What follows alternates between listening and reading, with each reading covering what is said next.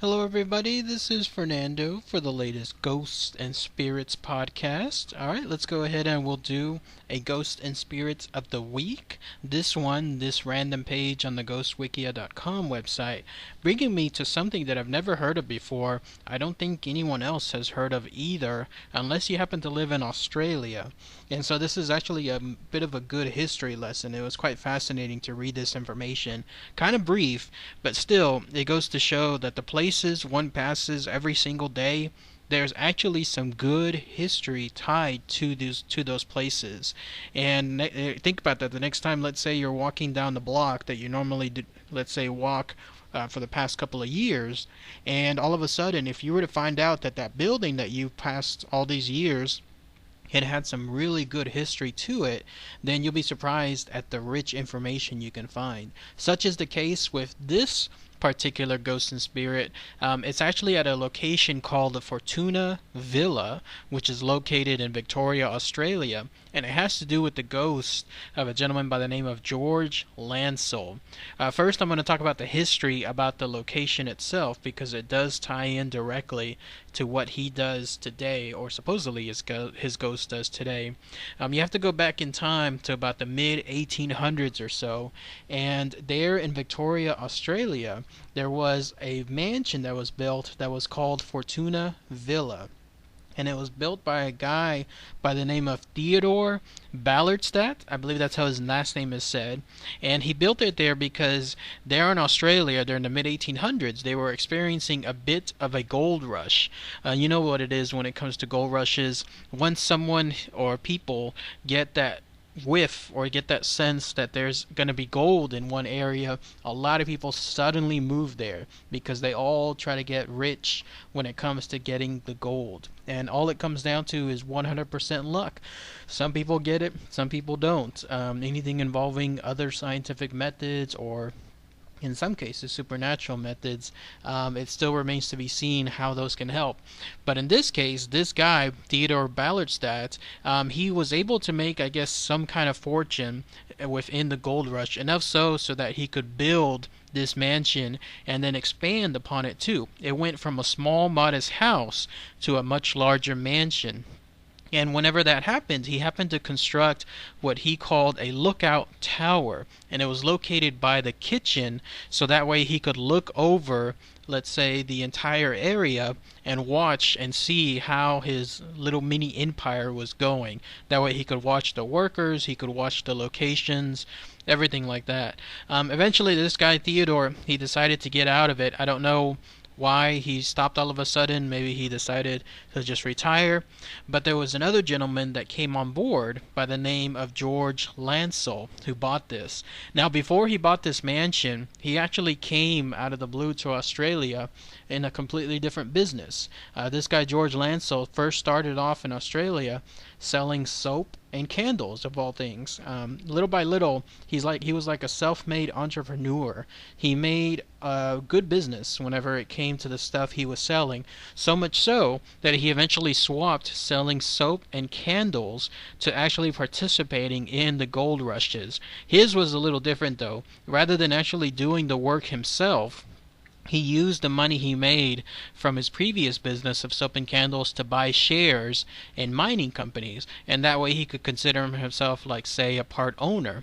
And according to the history I read, most of the stuff was largely unsuccessful, but one of the mines that he bought into was called the Cinderella mine, and lo and behold, this mine started to produce a good fortune, so much so that he used it to buy another mine which he called the Garden Gully, and that one also was successful.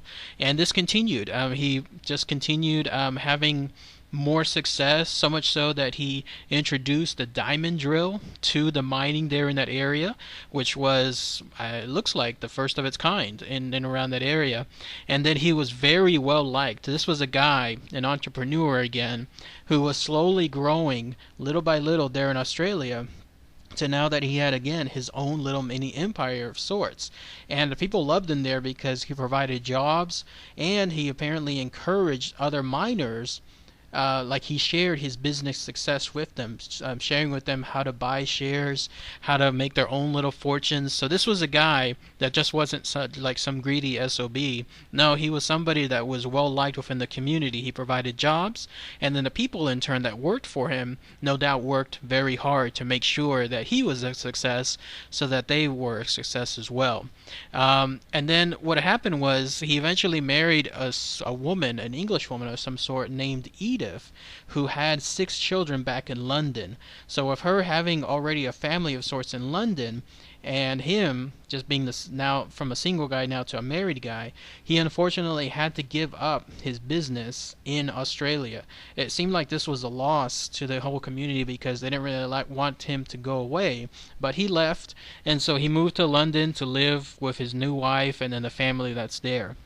Well, cut to about 7 years later, and that area there in Australia began experiencing a loss of some sort.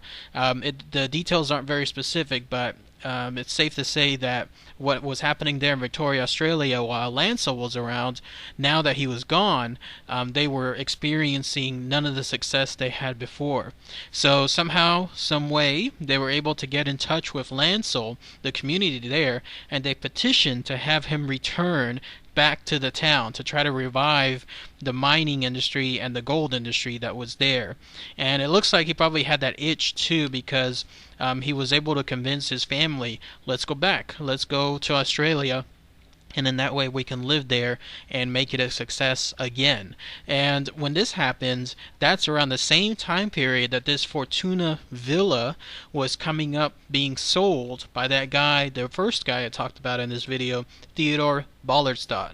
So once he was selling it, George Lansell was interested in buying it. He bought it, and then he further expanded on it, and he stayed in that villa pretty much for the rest of his life. He died of old age sometime in March 1906, and by all information I could find, he died doing essentially what he was doing for so many years, for so many decades, which was again anything involving mining and anything involving the gold rush. In fact, one of his favorite activities, it appears, was he loved using that lookout tower so that way he too could look out over the fields that he owned and see what was happening.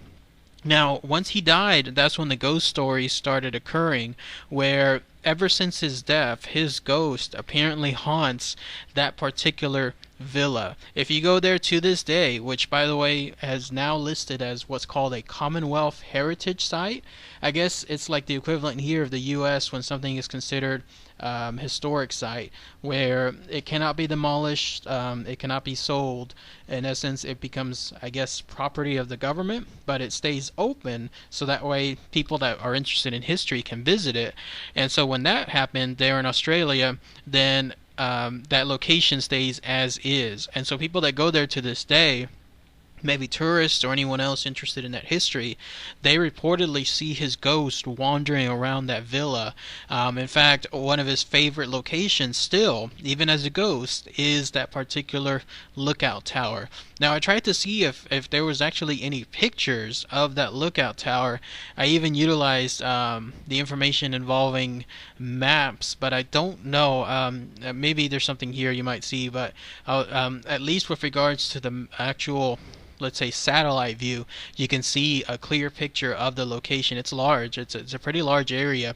But as far as the actual lookout tower, which is his most famous haunting area, nothing really concrete, but who knows? Maybe somebody else has it out there. But yeah, that's the history. If you go to Australia and you happen to be there in Victoria, Australia, and you have a chance, take a little detour, go to that Fortuna Villa, and that way, if you have any luck, you'll be able to hear or at least see the ghost of George Lansell. He's not hostile. He's not doing anything bad. Apparently, he is as good as ghost as he was when he was living. So he's somebody that you can essentially, hopefully, come across when you're there. All right, everybody. Thanks again as always. Take care. Bye.